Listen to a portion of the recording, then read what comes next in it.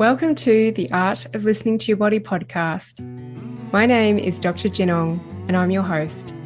I'm a cathartic release therapist, professionally trained as an osteopath, psychosomatic therapist, Western acupuncturist, and herbalist. I'm fascinated by the mind-body connection and how your physical body is a manifestation of your emotional state. I help people get unstuck from their chronic pain, whether it be physical or emotional, and live the life they truly desire, grounded in values and driven by purpose. My aim is to create awareness to the underlying emotions behind pain, injury, and disease in the body, as well as behavioural dysfunctions and mental imbalances that present. I do this using a unique blend of Eastern and Western philosophies and a good dose of intuition. Join me to learn more about the story of your body, what different issues may indicate, how to release emotions so that you can prevent problems, as well as inspiring pain story interviews.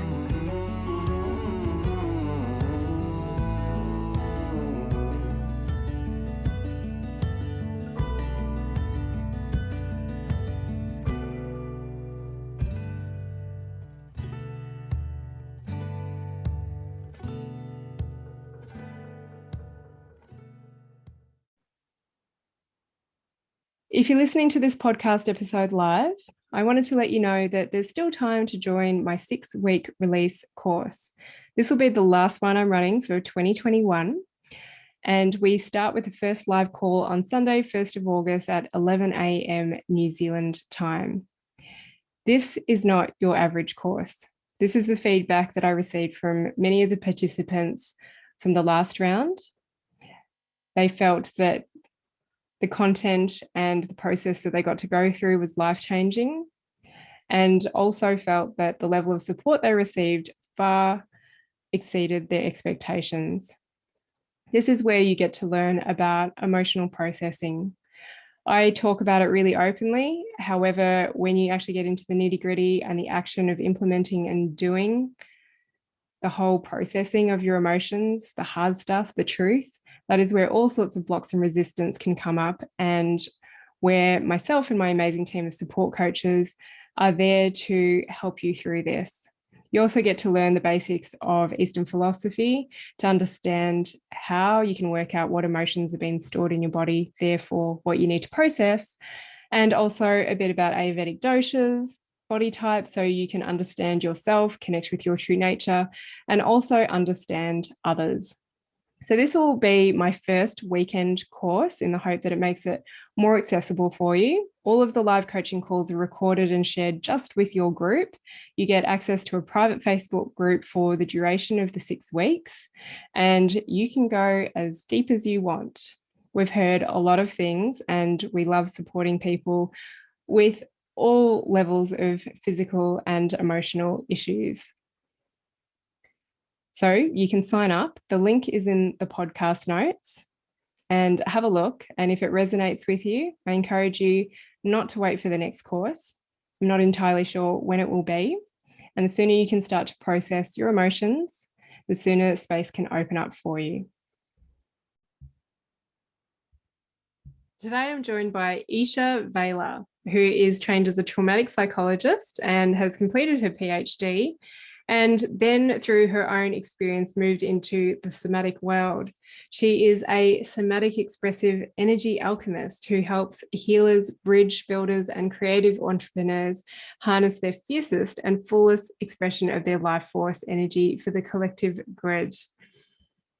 She works in a private online community with women and non-binary folks who are supported, uniting their sexual and spiritual power. Now, I loved talking to Isha with her trauma psychology background. Often when I'm working with all sorts of therapists, both registered, qualified, overqualified, and those who haven't done any formal studies, a lot of the concerns are, what are the professionals going to think of me out there? And do I need to go and train to be a counselor or psychologist to be able to delve into this deeper work? And Isha and I, we just speak the same language. We've been trained completely differently, but we've both done the full circle and dived into the realm of practical spiritual spirituality, and energetics. So this is definitely one for the practitioners out there who are professionally trained, registered, qualified, overqualified, and you're still feeling like you're trapped in a little box. Take a leaf out of Isha's book, and I hope you enjoy listening to her story, her journey, and how she works now. Welcome to the podcast, Isha. I'm so happy to be joined by a trauma psychologist who delves into the somatic space and the energetics.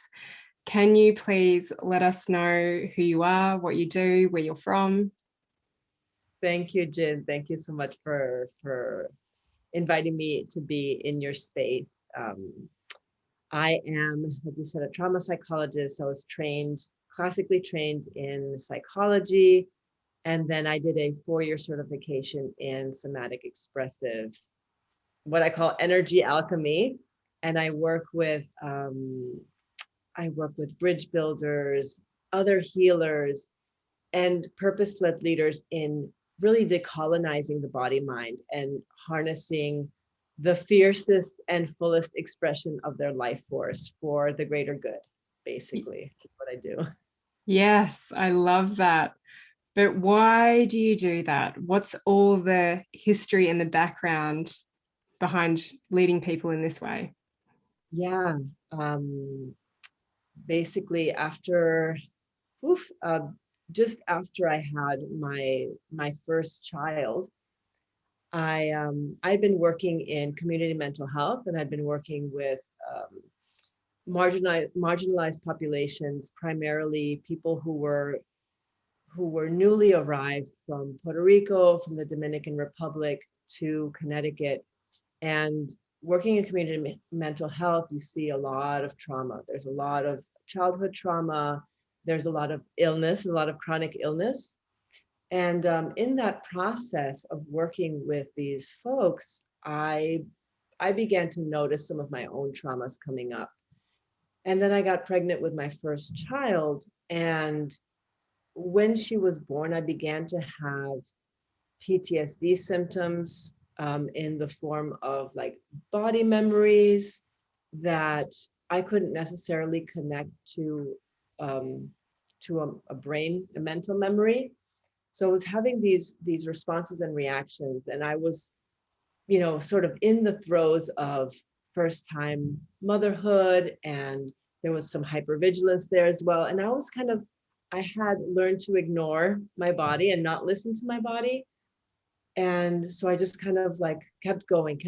And my husband at the time had, lost his employment. And so it was my job. I was the sole breadwinner in my family. And so I had to go back to work soon after she was born. So I had to just keep going.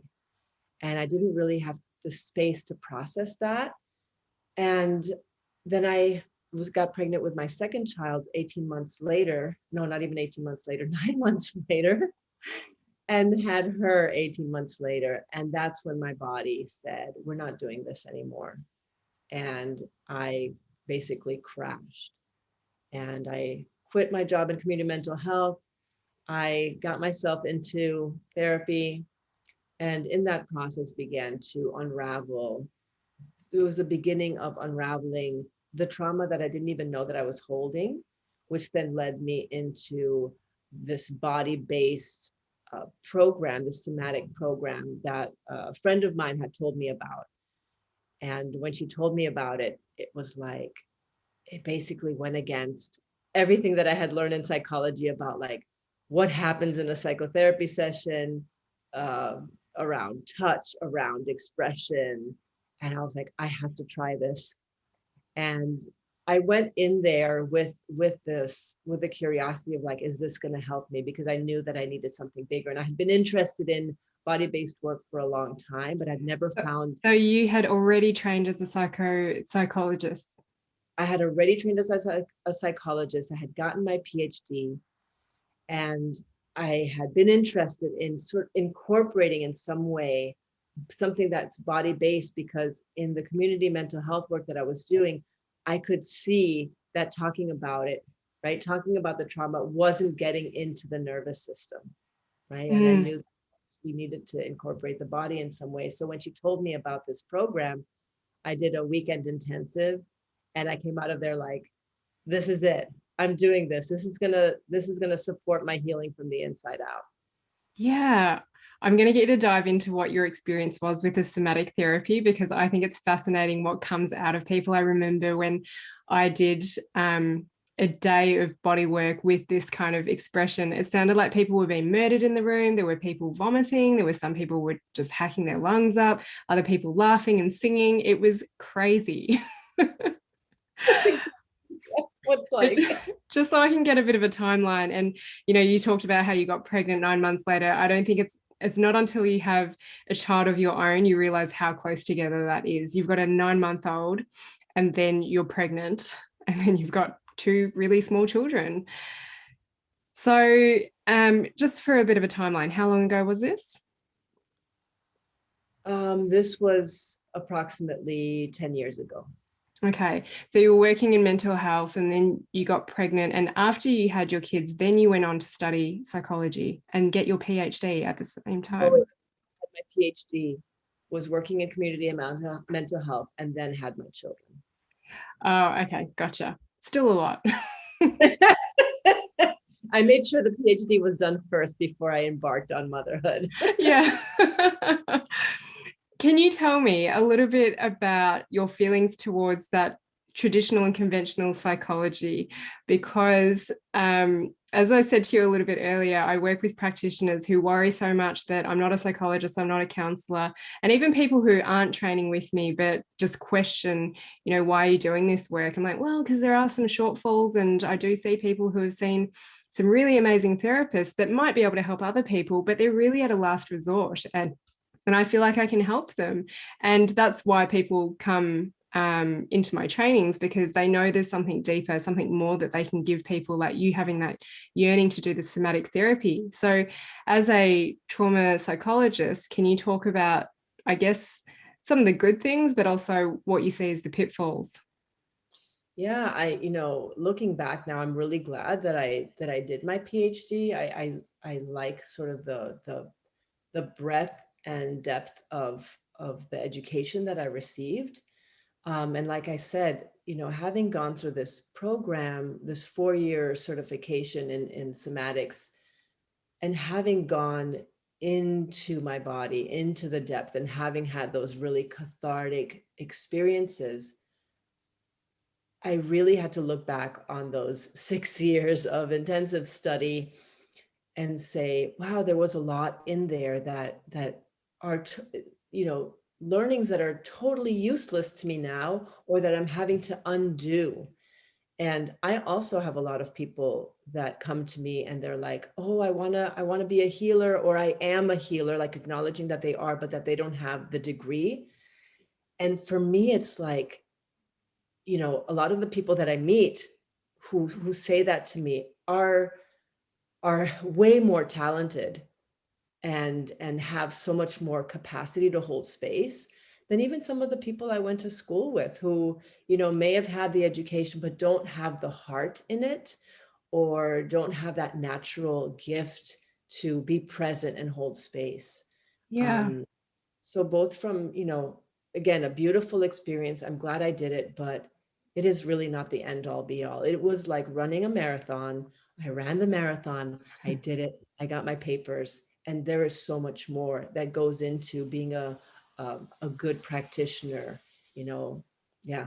Absolutely. I love that this is coming from you as a trained trauma psychologist. And it isn't just about the piece of paper, it is about so much more depth to it. And I love how you say holding that space and doing your own work, which you've obviously done too. Exactly. Yes. And that's, you know, this is doing your own work. Such a funny story that when I was in my PhD program, because I was like sort of the first generation to do higher education, I was having a lot of feelings about that. And I asked my director for the names of therapists, and she was like, "What? You need a therapist? What's going on?" You know, and I was like, yes, I am training to be a psychologist and I need a therapist. Please help me. But there was Mm. an assumption that I didn't need, you know, and so there's a lot of story and a lot of expectation and a lot of mask in in that process as well. Oh, yeah. And shame that I'm the health practitioner. So I should be perfect, even though Right. my practice is in this area. And there's this expectation that you're just this picture of health. That's right. Invulnerability, perfection, all of that stuff was in there. Mm. So I know you had the Epstein-Barr virus. When did this come into play? Yeah, so after I had my first child, I began, like, in addition to the PTSD symptoms that I was experiencing, I was having, you know, just strange strange experiences with food. There were certain foods I could no longer eat or that would give me a reaction, like, for example, wheat products. I was having like really dry lips that we could not be resolved. And you know, after you get pregnant, or after you give birth rather, you experience hair loss. Well, my hair kept falling out. I was losing weight. I had amenorrhea, you know, so all sorts of symptoms. And you know, the part that's hard for me to talk about um, with my illness is that I had had a whole lifetime of seeing doctors for chronic pain. I used to have pain since I was like in fourth grade. I would have pain in my ankles, in my knees. And before that, I would have like strange rashes on my skin. And so, you know, I grew up going to doctors and having the doctors not know what was wrong with me, and having experienced pain most of my life, and really doctors not knowing what it was coming from. So by the time I got sick here, I didn't really even think very hard about going to doctors. I did see a few doctors, but again, the same experience of not being helped or being gaslit or not being listened to. And so I gave up on the doctor process pretty quickly and sought to see a naturopath instead. And even when I saw the naturopath, she couldn't figure out what was going on. And at some point I decided that I was just going to listen to my body, and I was really going to just pay attention. Finally, right after years of like ignoring, overriding, pushing past, my body eventually said no, and I said, okay, I'm going to listen now. And I began this process of just becoming really aware of what foods felt good, what didn't, trying out different diets, and sort of listening to my body's response to those diets, you know. And so that was the path that I took. I really went out on my own, and I recognized that there was part of that that was like a defense, right? Because I had grown up having to do things myself anyway. And so I really didn't expect anyone to help me or be there for me. So I didn't ask for help. I am able to ask for help now, but at that time, because it was before I entered the program, before I recognized that that was part of it, I was just like, no, I'm just doing this by myself. Mm. So how else did your pain present? You had the ankle discomfort from a really young age, the rashes. Is there any more detail? Yeah, I mean, as a child, that was pretty much it. Um, but in this last iteration, 10 years ago, it was just my mouth would burn. I had circles under my dark circles under my eyes. I had hair loss. I had a lot of body pain. I had a constant sore throat. Mm-hmm. I would get sort of bronchitis very easily. So, like, my lungs were vulnerable, but I would wake up in the morning and feel like I had been hit by a truck. So Mm. I would sleep the whole night at first, but you know, then I had insomnia as well. Mm. So I couldn't even sleep through the whole night. I had a complete loss of a libido. I eventually, when it got really bad, I wasn't digesting any food. I mean, I had loose stools for over a year. Um, you know, I would have a glass of kefir, for example, like dairy, and I would get completely dizzy. I would like almost fall to the floor. So it was nothing I had ever heard of, nothing I had experienced in other people. Like I had never heard of these symptoms, these cluster of symptoms coming together. So it really was a mystery for me. Because in a way, they're very vague symptoms, aren't they, as well? Yeah.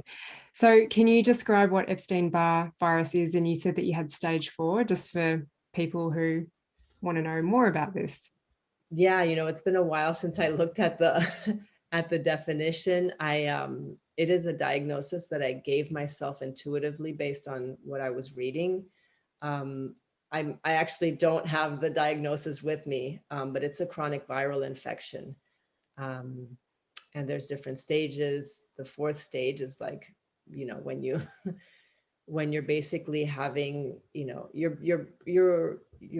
body is just breaking down. So I don't have it in front of me, so I couldn't tell you any more about that. But That's okay. it was later that it was confirmed. It was part of a blood test that I had done. Mm-hmm. Yeah. So would you say it's gone now, or is it something that's dormant? That's an interesting question. I don't think it's dormant. I think I've gotten rid of it. My liver, however, remains affected, and I got a heart arrhythmia from the whole process. So, I have that left over, and my liver, and so I still take liver support, herbal supplements to support the detoxification of my liver, recovery, and I still have a very particular diet. So that still Mm. remains, really still feels good for my body. And I still have chronic pain. That's always been sort of in the background of my life, but I have a lot of energy now. I sleep well. I feel emotionally well, which is another, when you don't feel good, there's depression, there's anxiety symptoms. So that's all gone. I am very Mm. joyful now, and yeah, and feel very much alive. Yeah, and I think, correct me if I'm wrong, but just how you say you've still got chronic pain, would you say that your relationship to the pain has changed? Um, no, because well, I grew up with it. And so it's been sort of always in like the wallpaper Mm-hmm. in my life. And so I think that the way that I see it now is getting sick was sort of an initiation and an invitation into my body in a different way. And, I have pain now, and I'm experiencing pain like right in this moment, and it's there, but there's almost like a sense of gratitude around it. Like, Mm-hmm. that is also part of my aliveness, is being in this particular body. And this is just my experience. It's neither good nor bad. And some days it doesn't feel so good, but it feels very much like this is my body. And the body that I have is the perfect body for the life path that I have, right? Yeah, For the work that I do, it feels like the perfect body. teaches you so much. Yeah, yeah. Did you grow up outside of the States? Yeah, I grew up in Puerto Rico. I grew up in the Caribbean, and lived there until I was 18 years old when I came to Connecticut to do my undergraduate degree. Oh, cool.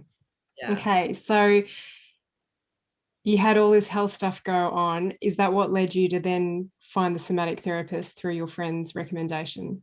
that's right. That's right. I knew, because I was experiencing these trauma symptoms, and I knew that the trauma was living in my body through these experiences with like body-based memories, yeah, just sensations in my body. I knew that I had to go that path. I just didn't know Mm. what program, what particular modality. And like I said, when I did this immersion weekend, I did a process where, I was punching a pillow, and I was feeling like, you know what this looks like. Yeah. And it just was like so much came up. And I was watching other people do their processes. I was watching other people scream. And just by watching them, my own screams were coming out of my body. And I was like, Yeah. wow, I'm like, all of this is just wanting to get coughed up. I was like, my body was like vomiting, right? It was Mm. screams, it was vomiting, I was shaking. So there was just so much being released that I knew that this was it. Like, this was what was going to support me, was the emotions that I was holding inside, that I had been buried, repressed, that I, knew that maybe it wouldn't solve all of my problems, but were definitely going to help me. Yeah. Yes. On one of my courses, the first thing we start off with is a scream. And I'm like, and if you need some help getting it out, just like go beat a pillow. And then we joked that we needed a pillow grave because there was such bad energy being put into these pillows that we would never wish anyone to sleep on them. Yes. I do towel twists with people, like when they Yeah. bring the towel, and I was like, wash the towel, put it in your laundry. Sage it, get all the Yeah, energy out. exactly. So what else did you do in this somatic therapy course? The first 2 years were your personal journey, and the last 2 years were the, you know, getting to work with clients and doing more supervisory work. But the first 2 years, we dove deep into those early developmental wounds. I had a lot of in utero affectation, or, from my mother's depression. There were, we basically went through the 5 defense patterns.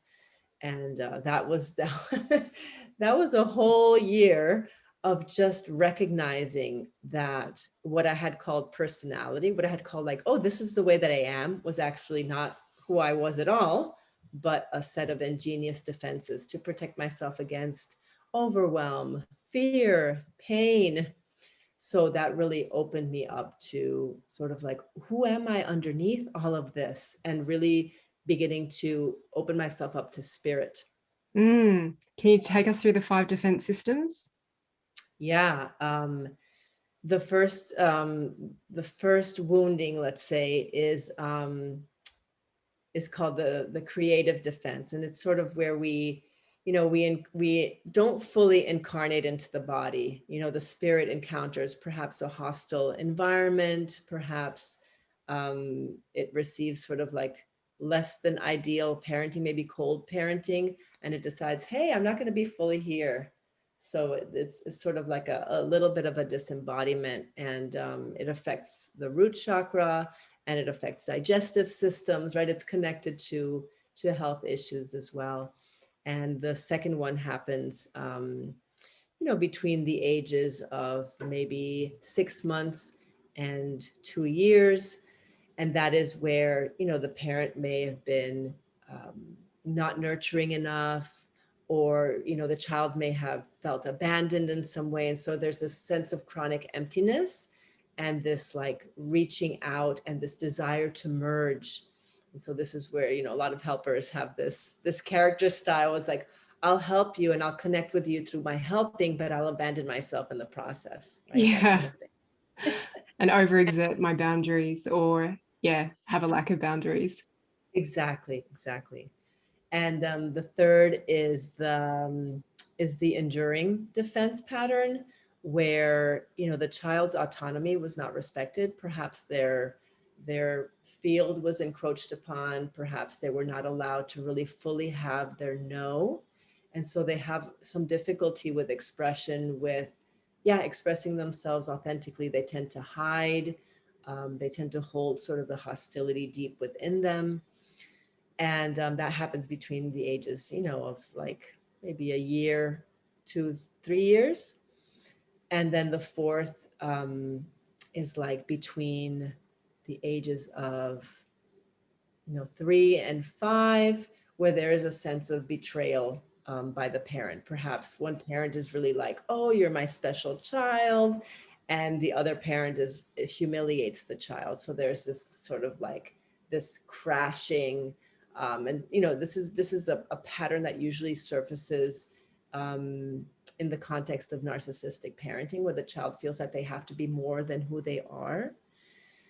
And finally, the fourth is the rigid pattern, where the child's performance is valued over their beingness, and it's where there's a split between the like the heart and sex, right? Mm. They can't love from their full selves. They have to decide one or the other. And this is the most common pattern, and we all have all aspects of the pattern, right? All 5 patterns, but we have more. We have our favorite patterns based on our histories, our relationship with our caregivers. So we have 2 or 3 that are our favorite, and then 2 of them that we use less, but we all have all 5. Yeah, right. Interesting. And can you take us through a little bit more of your experience doing the somatic work and the stuff that comes out of people? That's what I love. Like, you talked a little bit about the pillow bashing and the body shakes and sweats. I'd love to hear your description of what happens when someone has a cathartic release, because this is where I find some people find it incredibly scary, but it's normal. And when you can understand it and educate yourself about it, it's really liberating. Yes, I love that you're bringing this in, because it's people do get scared, and it was only by watching other people go to these places that I was able to trust myself to go there as well. But some of the experiences that I had are really hard to describe in words. There were just these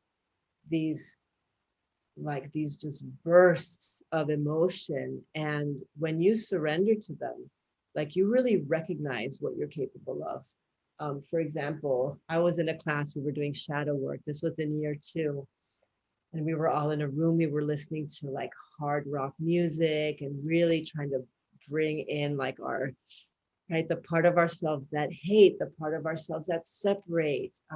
We're bringing our fuck you, like all of these parts. And I was feeling this, like, I had the sensation of this piece of metal across my chest. And I was standing in the middle of the room. It's like, I don't feel anything. And I love it.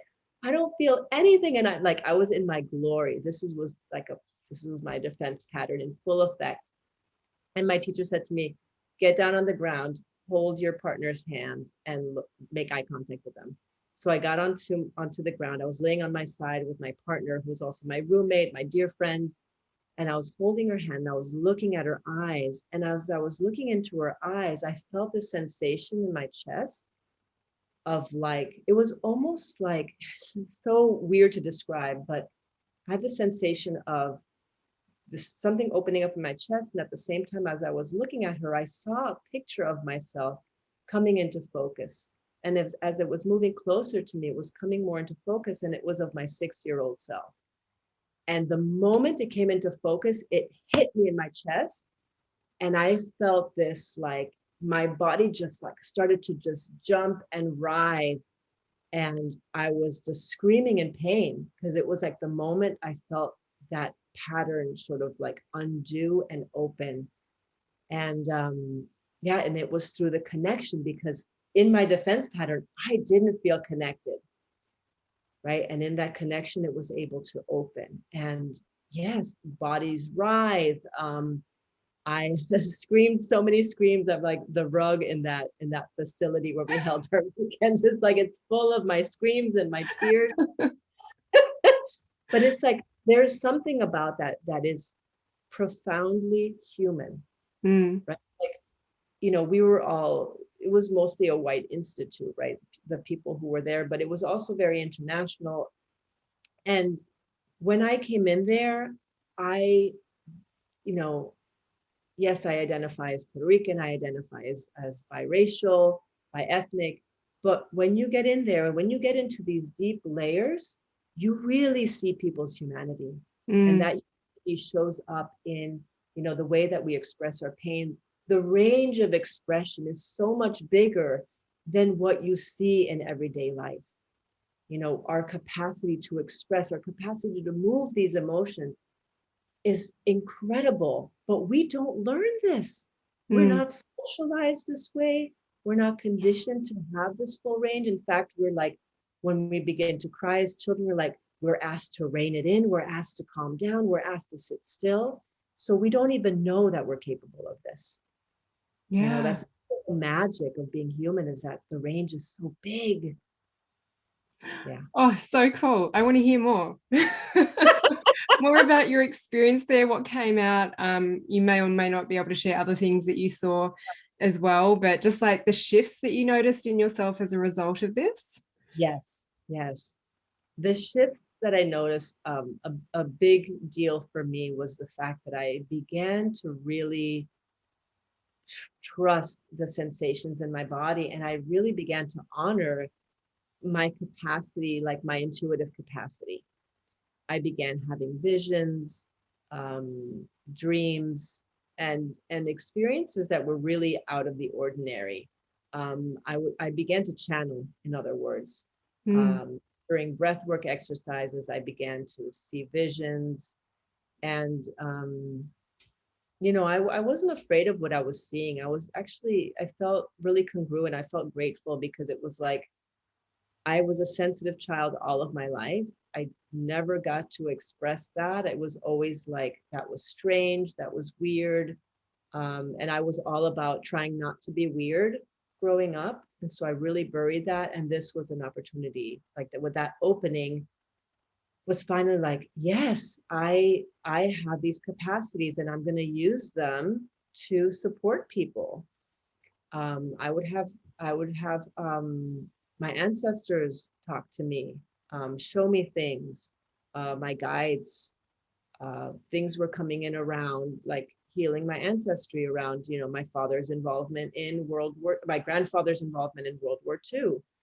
Um, and so much. And actually it really supported me in healing my body as well, because I began to get clues from my ancestors around like there's a beautiful communication began where I was tuning into my body, I was connecting to my ancestors, and they were guiding me to the foods, the practices that would support my overall health and wellness.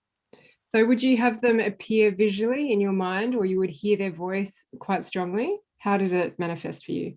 Yeah, for me, it would show up sometimes as auditory, but it was mostly feeling them. I would Mm. feel the presence, and I would feel, I would see the message with my feelings. I Yep. don't know how to describe it. I experienced synesthesia. So there's my signals cross, like I can feel colors and I can, sense music and things like that. So it would appear Mm. as a feeling, as a presence, and images, Mm. images of what they were trying to communicate.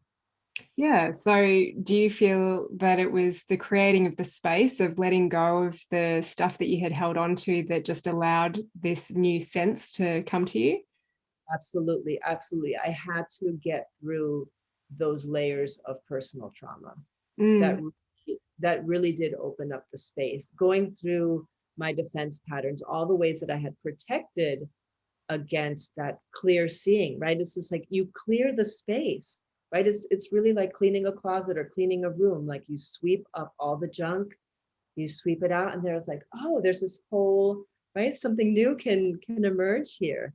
But Yeah. it wasn't until I cleared out a lot of that space where I recognized that the ways, and this is really important, the ways that you know, the ways that I kept myself from connecting to myself and connecting to other people. So the process was very much about intimacy, Mm.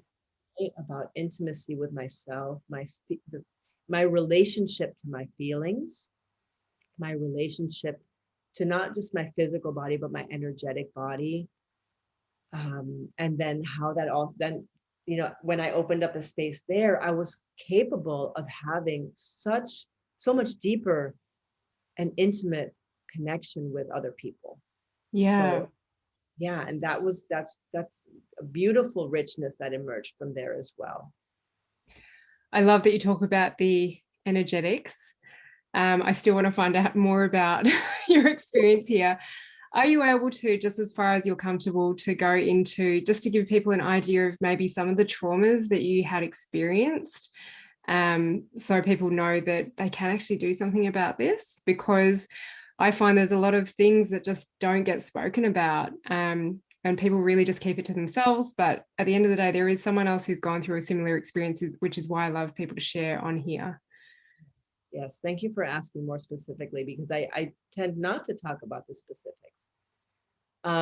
Basically, I have a wonderful relationship with my parents now. And when I was a child, because I was very sensitive, I was discouraged from being sensitive because it was seen as sort of a liability. I needed to be toughened up. And my father, I think in his early fatherhood years, saw me as a barrier to him being able to connect to my mother. And so, often he wanted me out of the way. Sometimes this would come out in sort of this like preying upon my vulnerability. Um, there was sort of a general air of harshness towards me. And at one point, he did try to asphyxiate me as a child. And I remember leaving my body, and and seeing myself in sitting on his lap with his hand over my mouth. So that was sort of a big T trauma, but the little T trauma was just growing up in an environment where, I had a lot of need, and those needs just weren't met. And I felt like I spent a lot of time by myself. I spent a lot of time alone, sort of doing it on my own, and really staying out of the way of my father's radar, making sure that I wasn't seen, that I was quiet, being as obedient as possible, but with this really strong sense of rebellion in me, because I was also a very observant child who was like, that's not okay, that's not right. And when I would open my mouth to name what was wrong in my family, I was the nail that got hammered down. Mm-hmm. If I saw abuse, I would be like, that's not okay. And, I have an older sister who was from my mother's previous marriage. And she had my father really focused his rancor and his hostility towards her. So I became her protector as well. Mm-hmm. So I was sort of in charge of protecting everybody. And that was my role in the family. And when I was harmed, there was nobody protecting me. So this is like the dynamic. And I had an enmeshed relationship with my mother, even though she didn't know all of this was going on. So there you have the sauce. Yeah. So did you ever come around to speaking to them about this, or was it really just you doing your own work? I think obviously doing your own work before you spoke to them about it. But how did you come to have a better relationship with both of them? Yeah, well, there was a time when I was deep in sort of the uncovering of this, that I would bring some of this material to my mother and my sister, who I had a closer relationship with. And, my mother had a really hard time accepting that those things happened. She remembers it differently. Obviously, I had my child perception. My child perception was there, not my adult perception. So I have a very different experience of what happened. And so there was a lot of clash between us around, like, where she was saying, oh, that's not how I remember it. And I was like, but that's how I remember it. And that's what I experienced. And I'm going to honor my experience, even though it might be skewed, because I was a child and I didn't have full capacity of my cognitive capacities, right? But it was holding on to my truth that eventually led to us like accepting each other, accepting like, yeah, you experienced it differently. You didn't see these things. We have very different vantage points from which we see the situation, and really coming into some gentleness, like my mother trusting that I was bringing these things to her, but that it didn't detract from the love and the appreciation that I felt for her as a mom. And because she was accusing herself of being a bad mom when I would bring these things to her. And I would say, no, this just happened. I just want the acknowledgement, or I'm acknowledging myself. Yes. And with my father, I didn't bring it to him directly. When I was in high school and my parents were in the process of divorcing, I would bring a lot of this stuff to him. I would be like, you did this and you did this and you're still doing this. And he wouldn't hear it. And in fact, we would have, there would be a lot of silence between us for months, where we would just ignore each other. And so, over the years, I didn't need to bring it to him, because there was a softening in him and there was a receptivity in him to me that already kind of like spoke to his to his remorse. Yeah. So I didn't feel like I needed to bring it directly to him. He was already kind of like, I sensed he knew. Well, this is By the the energetics part, isn't it? Exactly. And because I had forgiven my parents, over time, they felt my heart open to them. They knew that even if though I was bringing this stuff to them, particularly my mom, she could sense that I'm still here. I still love you. I'm still here. I love you. And she was able to soften into that eventually. And I did set boundaries around enmeshment pieces, like, no, I don't talk about this stuff with you anymore, or I don't want to talk about other people, or, there's certain things that I want, like, there's certain ways we are to be in relationship now. Mm-hmm. There was Yeah. some rules I had about, like, we're not doing that anymore. Mm. And she also, thank goodness for me, because she was flexible and open to my influence, that she did adjust. And Yeah. it's beautiful now. And I still set boundaries with her. And it's kind of like, oh, okay, we flow with it much easier now than before.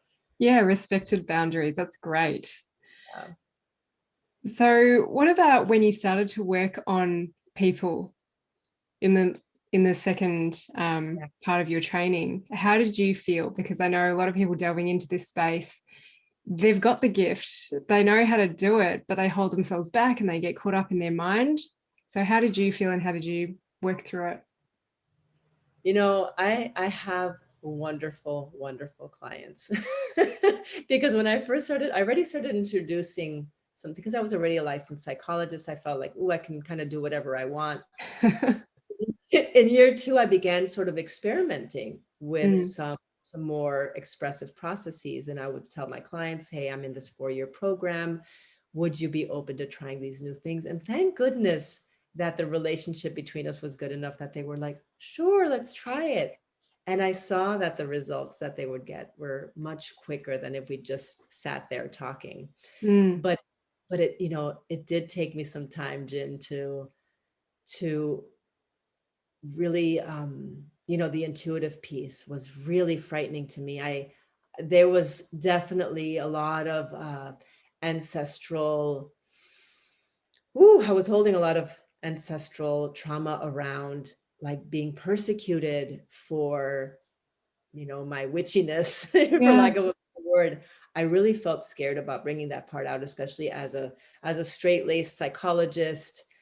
I had a lot of difficulty. It took me a whole 2 years to really own that, talk about it more explicitly, and people would come to me and they would say, like, oh, I had this dream, or I had this vision. Do you believe in that stuff? And I would be like, Yeah. I'd be like, I sure do, and because I was in touch, when I would touch people, I could see what they had gone through.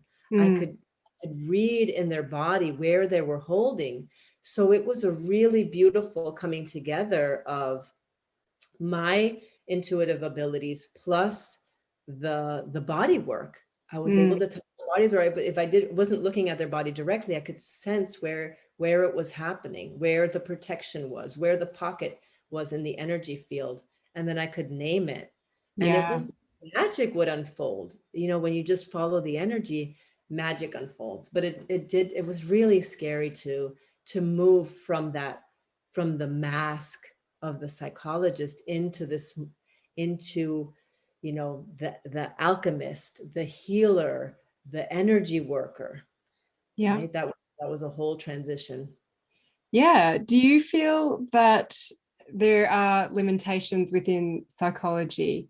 So, um, what I see is like all these registrations, scope of practice, and it paralyzes people. And I see people who are registered and qualified practitioners, and then people who have no qualifications, but they both still have their issues. So it doesn't mean that once you get that piece of paper, as we said, that your life is going to be easy. There are limitations as a registered practitioner. So, I mean, I've just recently stopped clinical practice as an osteopath because I'm just delving into this whole other area. And I'm like, well, what do I call myself? Like, I've got this training. Would you still identify as a trauma psychologist? There was a while recently where I dropped I didn't even want to associate with the psychologist. And the truth is that it has informed me tremendously, just not in the way people think. Mm. And I put the label out there because it does inspire trust. Like, I do use my letters to say, hey, I have some knowledge here that that would be Mm. beneficial to you. That is the only reason I put it out there. I'm actually really not that interested in it. Yeah. But I was really coming up against those limitations of licensure. And in fact, this year I am not paying my license dues. I'm giving up my license. um, I came up with the limitations with, I was taking insurance to see clients, and the insurance was not wanting to approve the body work that I was doing. Mm. And I really, my clients, thank goodness they understand why I had to make this choice. But it was just like, I was getting pressed. Yeah. There were constraints to how I was practicing. And I was like, after you do 4 years of body work, you're like, you feel liberated on the inside, and you feel like any outside Yeah. limitation, and you're just like, I can't even deal with you. I'm free. I need to be free. Yeah. Yeah. So that's a real thing. Oh, so good. You're going to be so inspiring to the other practitioners who are registered and just getting drawn to another realm and work in a different way. And it's just that willingness to just let go. Okay, that was a part of your life. It's shaped a little bit of you, but now you're allowed to grow and evolve into something else. And people are more attracted to your energy and the results that you can deliver, no matter how you do it. Because I think that a lot of the time we end up with people who are desperate and they're like, do anything with me. I'm open to it. And also, yeah, the whole insurance piece as well. Like, I mean, I've still got it, but I know that it doesn't really cover me. And, this has been really open because anyone's going to listen to this. But I also get practitioners who are like, what disclaimer do I write? What do I put in my contracts? How do I?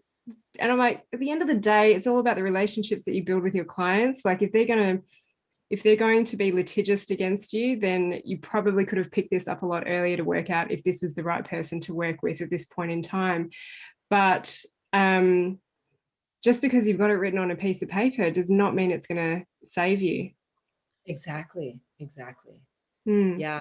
And I see people in the field, of social work, counseling, and psychology, really not maybe beginning, but especially with COVID, really stepping outside the bounds a little bit of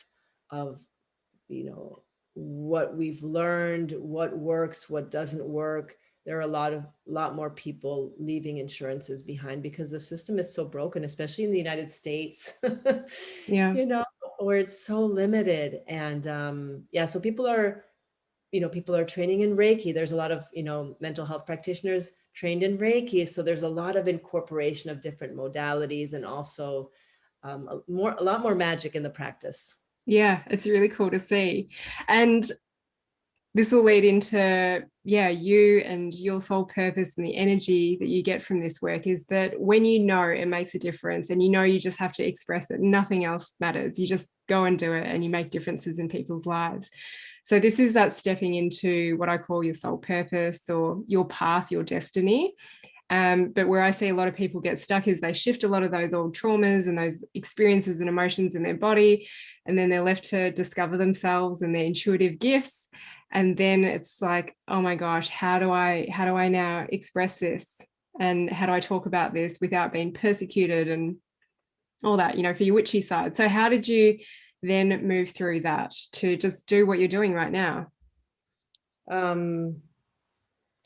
Well, I made a pact with myself because I had this desire, such a strong desire to bring the somatic work to a bigger audience. That was like the deepest pull for me. And so following that desire, I knew that I was going to need to talk about it and that I needed to bring all of my courage on board. And so I made a pact with myself that I was going to write a social media post every day, and to just like basically get myself used to putting myself out there, being vulnerable, being honest, being truthful. And so that, you know, the question that I would ask myself every day is like, what truth needs to be told today? Or what are you afraid to say today? And with that question would always come some post, right? Something would always need to be said.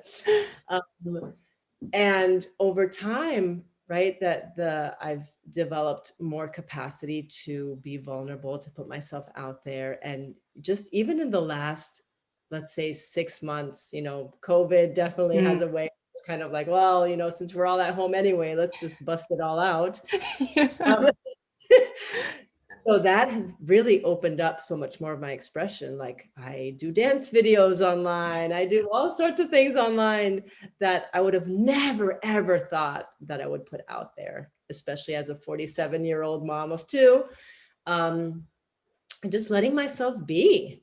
But it did take time. It did take that mindful and intentional courage, like my vulnerability practice, my authenticity practice, bringing myself out. And especially as someone who had gotten so used to and lived a life under the radar. Like before 38 years old, I was like, please, nobody see me. Please help me disappear.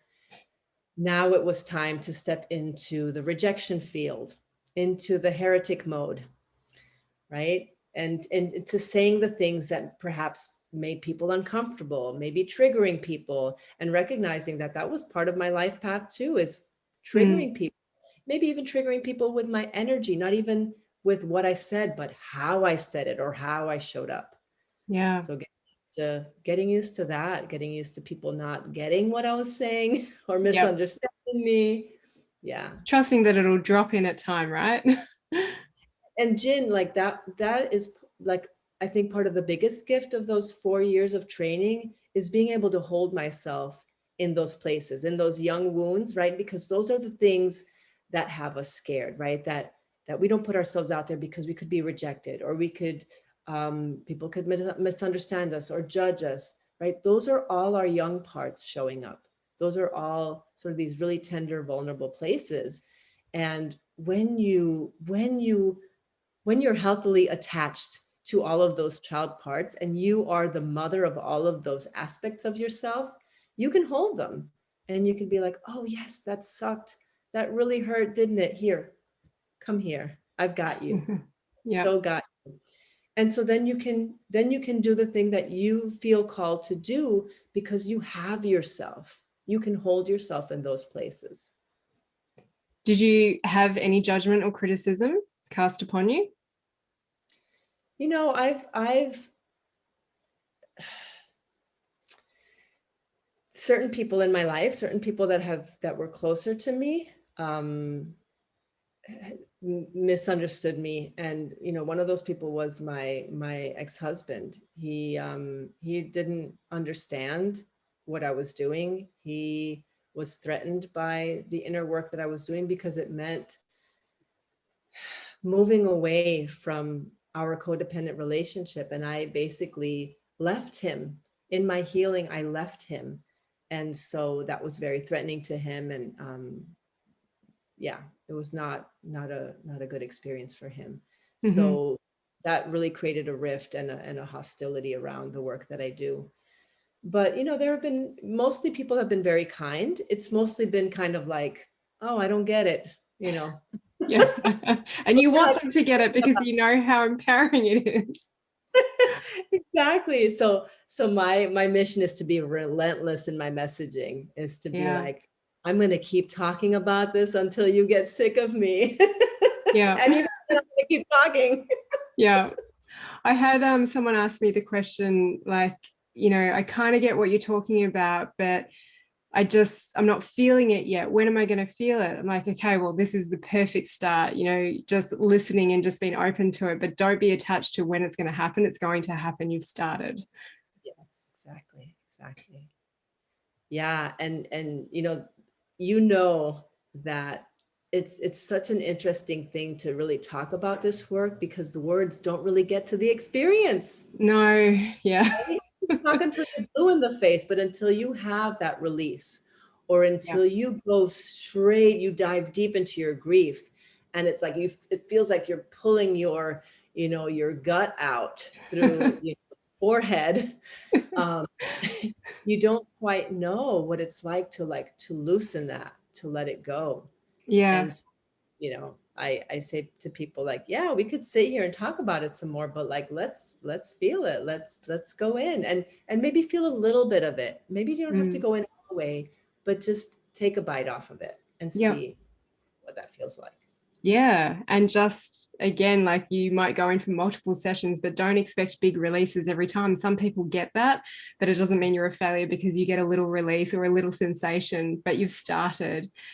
But it's so true. It's in the experience. And even when I was an osteo, I'm like, I can talk you blue in the face until I'm blue in the face about how awesome osteo is, but you've got to experience it, and you've got to experience it with me because it's completely different to another osteo.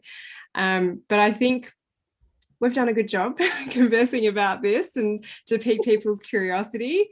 I think it's more that people wonder, who can I go and see to get this experience? Like, we live in a small town, so some people are like, well, I don't want to see you because we live in the same town. But for me, I just go into a completely different space when I am working with people. And more than anything, I just want to see them, the liberation of that pain, the emotional pain, the physical pain, everything that comes out of them. Like, I get such a kick out of it. Yes. And I want to say one thing, because I work online. I used to have a brick and mortar office that I gave up in June of last year. And the paradigm shift for me is that, I noticed that people would come to me, they would come to me to help me resolve a thing, right? I would press up on their diaphragm or give them a specific massage, and they would have this release, etc. And what I've been doing online feels like such a gift, because I'm teaching people how to listen to themselves more Yeah. and how to direct themselves into their processes. So this so much more empowering in the online space that I ever could imagined it would be. Yes. So yeah. So there's Well, it's the same as me. I got pushed with our strict lockdown, not knowing what was going to happen. So I went online, and then I actually pulled out of seeing people in person late last year because it's like, I don't need to stick my hands on people anymore. I thought I had to stick my hands on people or stick a needle in them to get a release, but now I can see that they can access all of this on their own. And it resulted in me evolving in how I deliver this and how I teach it as well. exactly, it's beautiful. There's actually so much more I want to talk to you about. Now, you work in the online community with women and non-binary folks, and you help them support to unite their sexual and spiritual power. Can you go into that? You're probably the first person I've had on. Yeah, you are the first person I've had on here mention non-binary. Can you explain that? What is non-binary, and then everything else, the uniting of the sexual and spiritual energy? So binary is just folks who don't identify as neither male nor female. Mm-hmm. And I'm queer, so I like to hold space for queer people and be inclusive. I'm not perfect at it, but yeah, I work mostly with people who were socialized as female, regardless of how they identify now. Mm-hmm. And in this, go ahead. Can you describe queer for me? Oh, queer, gay, heteroflexible, trans, yeah, anything outside of sexual orientation. Yeah. Yeah. Oh, great. No, this is all about educating everyone. And I think some people just go, what is non-binary and what is queer? Queer is just your sexual identification, who you love. Mm-hmm. Yeah. The spectrum. Yes. And so tell us, how do you work with people online? Is it like one-to-one? Is it in a group? And then what do you do with them? Yes. So I have a one-on-one, a 6-month one-on-one experience called Devotion. And it really is about connecting to yourself. Basically, the skills that I learned over the last 10 plus years, teaching them to people so that they have a repeatable processes that they can use beyond the 6 months. And it's really about self-love. It's really about coming home to the body, coming home to yourself, knowing how to work with your emotions, how to move through emotions, and how to like open up to your bigger energy. And then I have I have group programs. I have a class on boundaries that's self-led. You can sort of purchase it off of my website, but I also have a program coming out in the next month called Sovereign. It really is about healing from codependency and reclaiming your energy and learning how to attach healthily to yourself. And then I have my online community because I like to have like different tiers, ways people can work with me at different price points. My online community is the most accessible place. And it's a beautiful, beautiful space off of Facebook. And we're really, I play with archetypes. So, you know, I joke, and this is a little bit crude, but this is from one of my colleagues, Amy Lorbody. We harness your witch, your spiritual energy, your bitch, your boundaries, and your whore, your sexual energy, right? So we work with those, with witch, bitch, and whore as the archetypes. And really, it is incredibly empowering because, you know, that space has a specific energy template. When people come into that space, it's like, whoa, right? There's you know, people post most vulnerable, the realest posts about, and it's just for healers. It's a space for healers to be vulnerable and to say, I am on a healing path as well. I am not perfect. It is about pulling down that mask of perfection and of like, I have to have it all together. We are hot messes in there and we are celebrating it. You know, and we are healing. We have coaching calls, group coaching calls twice a month. And so there's the alchemy of group process. We have special events in there. We recently had an event, which I love. It's it's called like a selfie self-seduction, self-affirming selfie seduction, where we put on music, we turned off our cameras and we turned on our phone cameras and took naked pictures of ourselves. And then we posted them in the community. We're celebrating our bodies on the inside and on the outside. So it's a little bit outrageous. It is a whole lot of fun. It's centered around pleasure and it's absolutely healing. So the people who are in there have experienced trauma, and we don't even talk directly to the trauma because we're so focused on pleasure, and yet the healing is happening. What's the focus on pleasure? The focus on pleasure is, you know, because trauma takes you out of the present moment, right? Trauma takes you into the past, or it takes you into the anxiety of anticipating something that's going to be happening in the future. And pleasure is about dropping into your five senses. It's about celebrating what's good right now, feeling into like even if you're washing dishes, feeling the soap on your hands, or, you know, enjoying the breeze on your skin, right?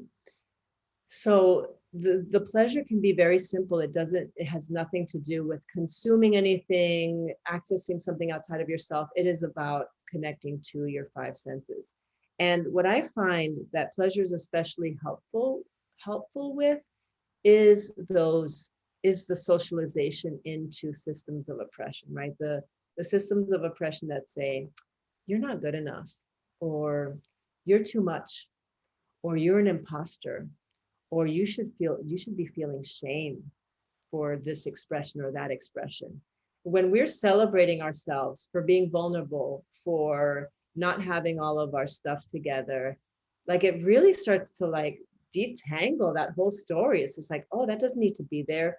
So it's like, it's subtraction by addition, right? We detangle ourselves from, or we get out of the ensnarement of how those stories hold us and trap us by adding in pleasure, adding in celebration, bragging how we're healing, you know, these milestones, that the courageous steps that we take.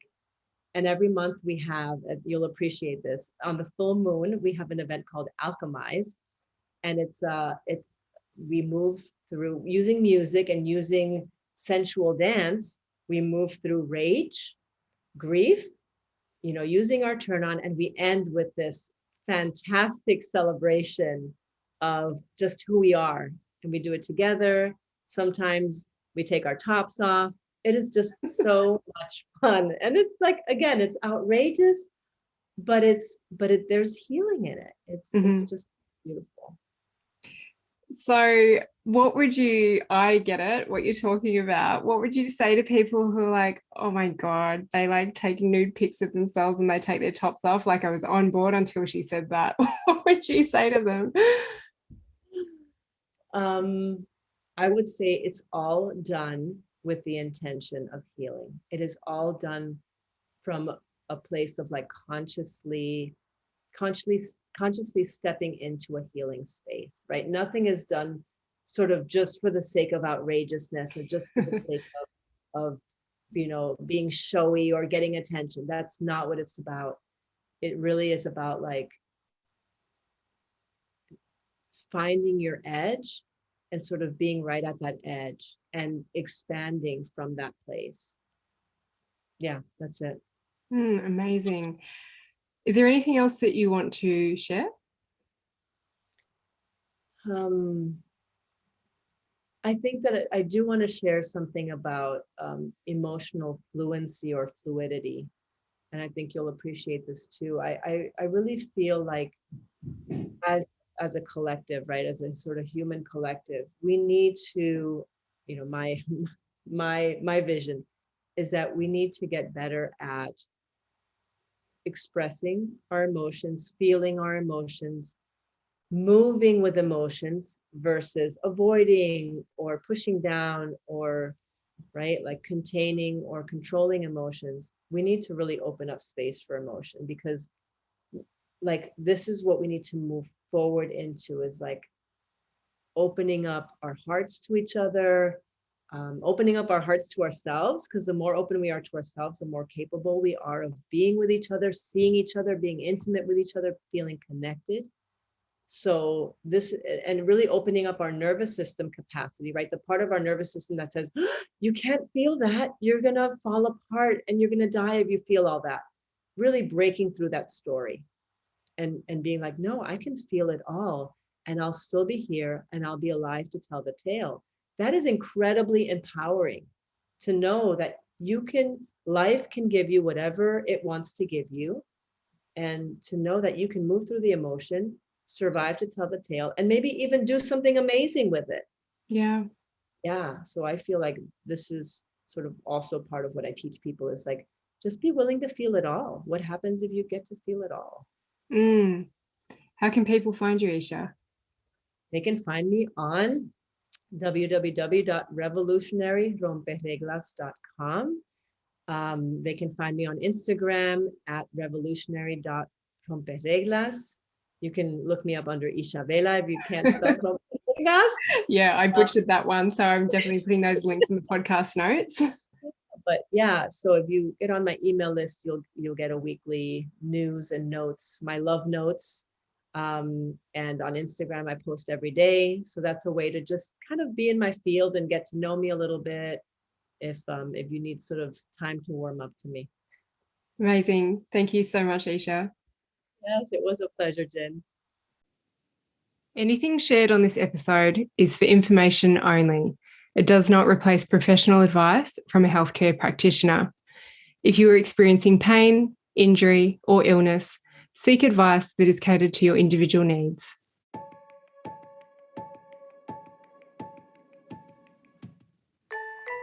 Thanks for learning with me on the Art of Listening to Your Body podcast. If you like what you've heard, I would love if you could rate, review, and share with your friends. You can find me on Facebook and Instagram. My handle is The Art of Listening to Your Body. If you're interested in working with me, I offer online courses for the general public and trainings for practitioners, therapists, and coaches. I also open limited one-to-one coaching spaces throughout the year. If you would like to find out more, head to my website, drjinong.com.